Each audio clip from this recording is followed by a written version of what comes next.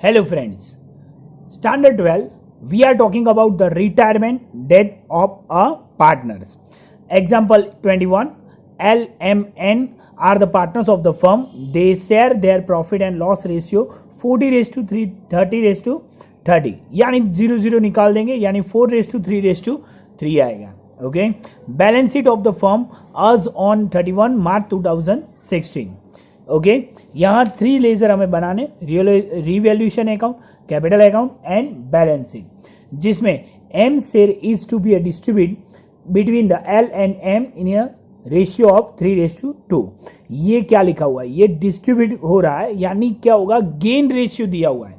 Okay तो यहाँ तीनों की यहाँ कैपिटल है, तो कैपिटल हमने पहले लिख दी, बराबर, यानी ये गेन रेशियो दिया है, न्यू रेशियो नहीं दिया है. ओके सेकंड देखते हैं, रेशियो दिया है तो उसकी कोई एंट्री नहीं होगी, पर वो हम आगे सम में यूज करेंगे.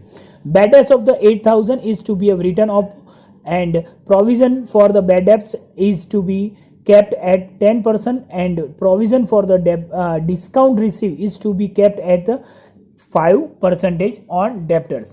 यानी पहले बैड डेट्स 8,000 डेप्टर्स में से माइनस करेंगे. टोटल डेप्टर्स हमारा दिया हुआ है 80,000. 80,000 में से 8,000 हमने माइनस किया, 72,000. 72,000 में से 10% करते हैं बैड डेट रिजर्व, तो वो माइनस करें 64,800 आएगा. ओके देन उसके बाद 5%, इसके 5% निकालेंगे तो माइनस करने के 61,560. ये दोनों bad debts and bad debt reserve में से ओल्ड कितना दिया हुआ है, बैड डेट रिजर्व 10,000, ये जो ओल्ड दिया हुआ है वो माइनस करना है. ये दोनों मिला के 15,200 में से 10,000 माइनस कर दे तो 5,200 आएगा, बराबर. उसने क्या किया है, ओल्ड में से ये दोनों माइनस किया है तो भी वही अमाउंट आएगी, बराबर. Then discount receive on the bad debts वो भी लिखा हुआ है, वही अमाउंट डायरेक्ट हमें लिखनी है.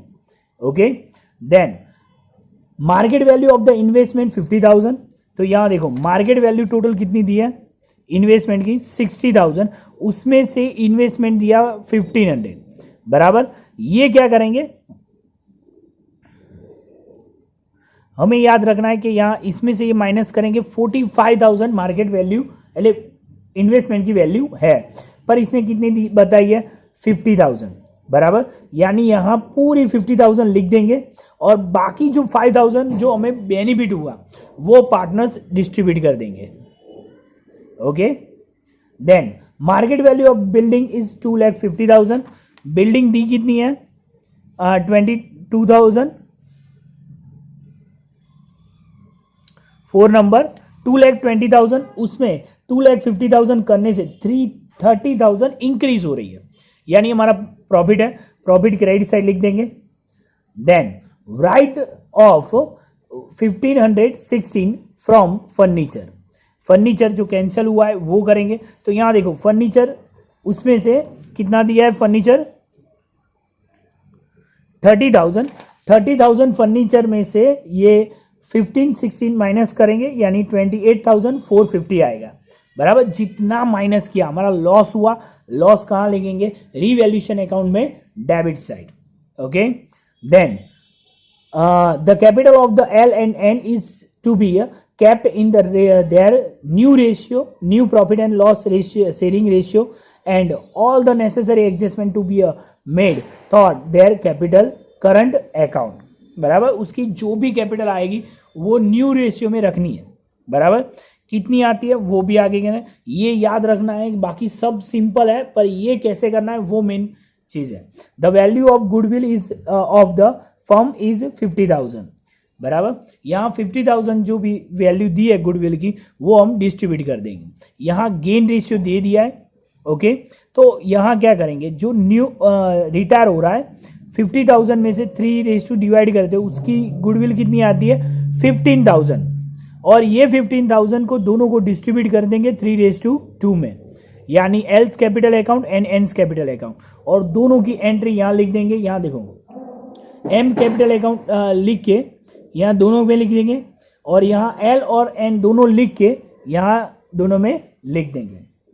देन एन एक्सपेक्टेड क्रेडिटर्स 550, तो वो उस क्रेडिटर्स में से एक माइनस होगा और दूसरी एंट्री एन में उसकी कॉलम में लिखेंगे यहाँ क्रेडिटर्स बराबर। अब देखो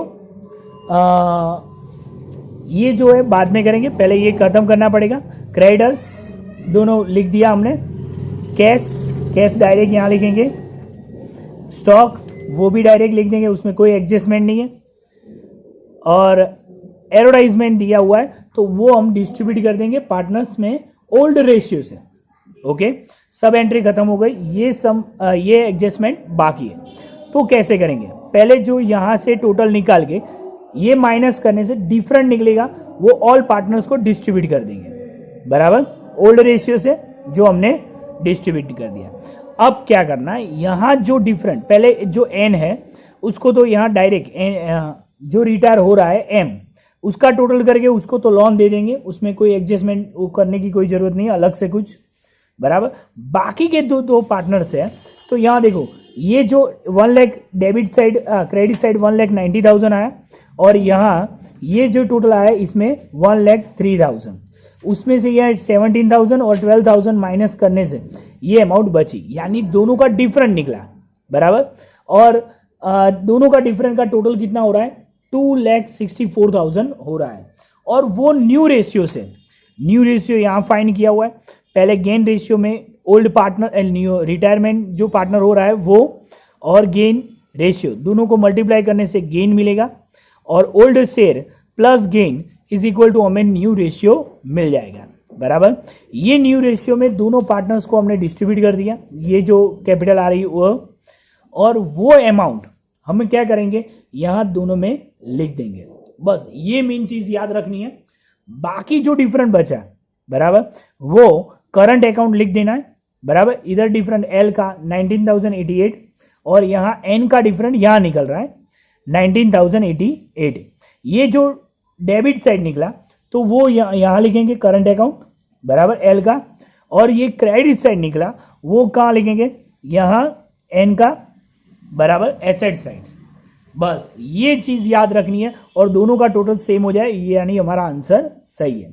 लास्ट में फिर से ये 6 नंबर का देख लो कि जिसमें हमने क्या किया था, ये न्यू रेशियो फाइंड करके जो भी ये डिफरेंट निकला है बराबर, ये 19,088 के अलावा जो डिफरेंट निकला है दोनों का टोटल करके न्यू रेशियो में डिस्ट्रीब्यूट किया, और ये जो न्यू रेशियो में डिस्ट्रीब्यूट किया वो अमाउंट लिख के जो डिफरेंट निकलता है वो करंट अकाउंट में लिखना है, यानी करंट अकाउंट डेबिट साइड निकल रहा है तो लायबिलिटी साइड, क्रेडिट साइड निकल रहा है तो एसेट साइड बराबर। दोनों का टोटल सेम हो जाएगा।